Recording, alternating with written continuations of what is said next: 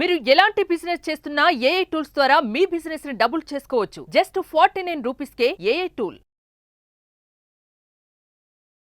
భారతదేశం వికసిత్ భారత్ వైపు అడుగులు వేస్తోంది. మనం 2047 కల్లా వికసిత్ భారత్ కావాలంటే ఇన్నోవేషన్ ఉండాలి, దానికి రీసెర్చ్ జరగాలి. మనం ఒక నాలెడ్జ్ ఎకానమీగా ముందుకెళ్ళాలి, ఒక రీసెర్చ్ అండ్ ఇన్నోవేటివ్ ఎకానమీగా ముందుకెళ్ళాలి. ఇది చేయాలంటే information is gold, research papers are very very important. 2020లోనే science technology innovation policy 2020 draft 5 మనకి వన్ నేషన్ వన్ సబ్స్క్రిప్షన్ ఉండాలి అని చెప్పింది. మనకు తెలుసు నాలెడ్జ్ అనేది చాలా ఇంపార్టెంట్ అని. లాల్ బహదూర్ శాస్త్రి జై జవాన్ జై కిసాన్ అన్నారు. అటల్ బిహారీ వాజ్పేయి దానికి విజ్ఞాన్ యాడ్ చేశారు. మోడీ గారు దానికి అనుసంధాన్ యాక్ట్ చేశారు. జై జవాన్ జై కిసాన్ జై విజ్ఞాన్ జై అనుసంధాన్. అనుసంధాన్ అంటే ఇన్నోవేషన్.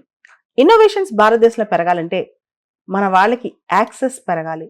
ఇంటర్నేషనల్గా పబ్లిష్ అయ్యే top most articles, top most research papers వీళ్ళు చూడగలగాలి, కొనగలగాలి. అయితే ఇంటర్నేషనల్ జర్నల్స్ పబ్లిష్ చేసే జర్నల్స్ చాలా కాస్ట్లీ ఉంటాయి. ముఖ్యంగా Elsevier, Springer Nature, Wiley Blackwell, Taylor and Francis, Oxford University Press వీళ్ళందరూ పబ్లిష్ చేసేవి మనకి అంత యాక్సెస్ కాదు, చాలా కాస్ట్లీ ఉంటాయి. కొన్ని అయితే $3,000, $4,000 అంత కాస్ట్ ఉంటాయి అన్నమాట. ఈ టైంలో మామూలుగా మన రీసెర్చర్స్ కానీ, స్టూడెంట్స్ కానీ, స్కాలర్స్ కానీ వీటన్నిటిని యాక్సెస్ చేయలేరు. వీటన్నిటిని గవర్నమెంట్ కనుక యాక్సెస్ చేయగలిగితే, గవర్నమెంట్ కనుక వీళ్ళకి ఇవ్వగలిగితే ఇంకా మన దగ్గర రీసెర్చ్ ఇన్నోవేషన్ బాగా పెరుగుద్ది, కొత్త నాలెడ్జ్ డెవలప్ అవుతుంది అనమాట. దీంతోనే ఒక సదుద్దేశంతో అనుసంధాన్ రీసెర్చ్ ఫౌండేషన్ కింద యూజీసీ వాళ్ళ ఇన్ఫ్లిబ్ నెట్ ద్వారా దేశంలోనే important government institutions, hire education institutions, research foundations, R&D foundations ఇవన్నీ గవర్నమెంట్ తరపున నడిచేవి, వీటన్నిటిని అనుసంధానం చేసి ఇవి ఈ మ్యాగజైన్స్, ఈ జర్నల్స్ మొత్తం గవర్నమెంట్ ఫండ్ రిలీజ్ చేసింది. వచ్చే 3 yearsకి 2025, 26, 27 వచ్చే 3 సంవత్సరాలకి 6,000 కోట్ల రూపాయల ఫండ్ రిలీజ్ చేసింది అనమాట. దీని ద్వారా ఇంపార్టెంట్ పబ్లిషర్స్ పబ్లిష్ చేసే దాదాపు 13,000 ఈ జర్నల్స్ 30 లీడింగ్ పబ్లిషర్స్ నుంచి మనం ఒకటేసారి కొనుక్కుంటాం అనమాట. తద్వారా దాదాపు 1.8 crore 1.8 కోట్ల మంది ఇండివిజువల్స్ బెనిఫిట్ అవుతారంట. వాళ్ళ జ్ఞానం అందుద్ది. ముఖ్యంగా Tier 2, Tier 3 సిటీస్లో ఉండి రీసెర్చ్ చేసే వాళ్ళకి ఇది చాలా ఉపయోగం అనమాట. వాళ్ళు టాప్ ఇంటర్నేషనల్ జర్నల్స్ రకరకాల ఫీల్డ్స్లో చదువుకునే ఉపయోగం అనమాట. ఈ మొత్తం జర్నల్స్ అన్నింటినీ కూడా ఇన్ఫ్లిబ్ నెట్ ద్వారా వీళ్ళకి యాక్సెస్ ఇస్తారనమాట. ఇది January 1, 2025 నుంచి ఈ వన్ నేషన్ వన్ సబ్స్క్రిప్షన్ అనేది స్టార్ట్ అవుతుంది.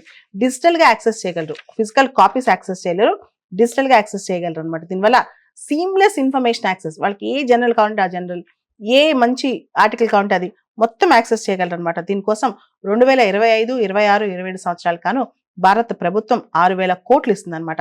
ఇది సెంట్రల్ సెక్టర్స్కి, మొత్తం డబ్బులు సెంట్రల్ గవర్నమెంట్ ఇస్తుంది అనమాట. ముఖ్యంగా hire education institutions, research institutions, అది సెంట్రల్ గవర్నమెంట్ ఇన్స్టిట్యూషన్స్ అయినా, స్టేట్ గవర్నమెంట్ ఇన్స్టిట్యూషన్స్ అయినా దాదాపు 6,300 హైయర్ ఎడ్యుకేషన్ ఇన్స్టిట్యూషన్స్, రీసెర్చ్ సెంటర్స్ని ఈ one nation one subscription policy ద్వారా వీళ్ళందరూ కూడా ఇక్కడ బెనిఫిట్ అవుతారు. 6,300 ఇన్స్టిట్యూషన్స్.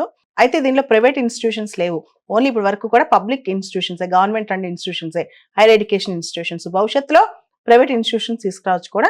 ఇది మొత్తం కూడా సెంట్రల్ గవర్నమెంట్ ఫండ్ చేస్తున్న స్కీమ్ అనమాట. దాదాపు 6,000 కోట్ల రూపాయలు సెంట్రల్ గవర్నమెంట్ ఈ స్కీమ్కి ఫండింగ్ ఇస్తుంది.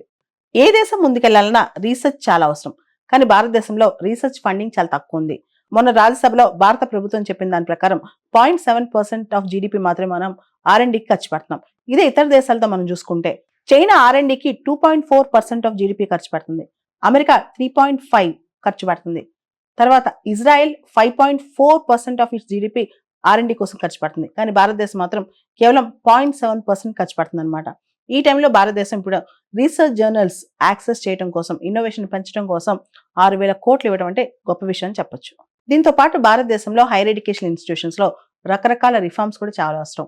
ముఖ్యంగా పెడగాగి కల్చర్లో చాలా మార్పు రావాలన్నమాట. టీచింగ్ స్టైల్లో మార్పు రావాలి. దాంతోపాటు చాలా మంది భారతదేశంలో ఇంకా కూడా చదువుపడే పెద్ద ఉద్యోగం గురించి ఆలోచిస్తారు, జాబ్ సీకర్స్గా అయిపోయారు, జాబ్ క్రియేటర్స్ గురించి ఆలోచించట్లేదు. మనం జాబ్ క్రియేటర్స్ని సృష్టించగలగాలి మన యూనివర్సిటీస్ ద్వారా. భారతదేశం వికసిత్ భారత్ వైపు అడుగులు వేస్తోంది. మనం 2047 కల్లా వికసిత్ భారత్ కావాలంటే ఇన్నోవేషన్ ఉండాలి, దానికి రీసెర్చ్ జరగాలి. మనం ఒక నాలెడ్జ్ ఎకానమీగా ముందుకెళ్ళాలి, ఒక రీసెర్చ్ అండ్ ఇన్నోవేటివ్ ఎకానమీగా ముందుకెళ్ళాలి. ఇది చేయాలంటే information is gold, research papers are very very important. 2020లోనే science technology innovation policy 2020 draft 5 మనకి వన్ నేషన్ వన్ సబ్స్క్రిప్షన్ ఉండాలి అని చెప్పింది. మనకు తెలుసు నాలెడ్జ్ అనేది చాలా ఇంపార్టెంట్ అని.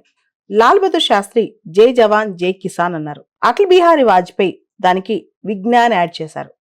మోడీ గారు దానికి అనుసంధాన్ యాక్ట్ చేశారు. జై జవాన్ జై కిసాన్ జై విజ్ఞాన్ జై అనుసంధాన్. అనుసంధాన్ అంటే ఇన్నోవేషన్. ఇన్నోవేషన్స్ భారతదేశంలో పెరగాలంటే మన వాళ్ళకి యాక్సెస్ పెరగాలి. ఇంటర్నేషనల్ గా పబ్లిష్ అయ్యే top most articles, top most research papers వీళ్ళు చూడగలగాలి, కొనగలగాలి. అయితే ఇంటర్నేషనల్ జర్నల్స్ పబ్లిష్ చేసే జర్నల్స్ చాలా కాస్ట్లీ ఉంటాయి. ముఖ్యంగా Elsevier, Springer Nature, Wiley Blackwell, Taylor and Francis, Oxford University Press వీళ్ళందరూ పబ్లిష్ చేసేవి మనకి అంత యాక్సెస్ కాదు, చాలా కాస్ట్లీ ఉంటాయి. కొన్ని అయితే $3,000, $4,000 అంత కాస్ట్ ఉంటాయి అన్నమాట. ఈ టైంలో మామూలుగా మన రీసెర్చర్స్ కానీ, స్టూడెంట్స్ కానీ, స్కాలర్స్ కానీ వీటన్నిటిని యాక్సెస్ చేయలేరు. వీటన్నిటిని గవర్నమెంట్ కనుక యాక్సెస్ చేయగలిగితే, గవర్నమెంట్ కనుక వీళ్ళకి ఇవ్వగలిగితే ఇంకా మన దగ్గర రీసెర్చ్ ఇన్నోవేషన్ బాగా పెరుగుద్ది, కొత్త నాలెడ్జ్ డెవలప్ అవుతుంది అనమాట. దీంతోనే ఒక సదుద్దేశంతో అనుసంధాన్ రీసెర్చ్ ఫౌండేషన్ కింద యూజీసీ వాళ్ళ ఇన్ఫ్లిబ్ నెట్ ద్వారా దేశంలోనే important government institutions, hire education institutions, research foundations, R&D foundations ఇవన్నీ గవర్నమెంట్ తరపున నడిచేవి, వీటన్నిటిని అనుసంధానం చేసి ఇవి ఈ మ్యాగజైన్స్, ఈ జర్నల్స్ మొత్తం గవర్నమెంట్ ఫండ్ రిలీజ్ చేసింది. వచ్చే 3 years కి 2025, 26, 27 వచ్చే 3 సంవత్సరాలకి 6,000 కోట్ల రూపాయల ఫండ్ రిలీజ్ చేసింది అనమాట. దీని ద్వారా ఇంపార్టెంట్ పబ్లిషర్స్ పబ్లిష్ చేసే దాదాపు 13,000 ఈ జర్నల్స్ 30 లీడింగ్ పబ్లిషర్స్ నుంచి మనం ఒకటేసారి కొనుక్కుంటాం అనమాట. తద్వారా దాదాపు 1.8 crore 1.8 కోట్ల మంది ఇండివిజువల్స్ బెనిఫిట్ అవుతారంట, వాళ్ళ జ్ఞానం అందుద్ది. ముఖ్యంగా Tier 2, Tier 3 సిటీస్ లో ఉండి రీసెర్చ్ చేసే వాళ్ళకి ఇది చాలా ఉపయోగం అనమాట. వాళ్ళు టాప్ ఇంటర్నేషనల్ జర్నల్స్ రకరకాల ఫీల్డ్స్ లో చదువుకునే ఉపయోగం అనమాట.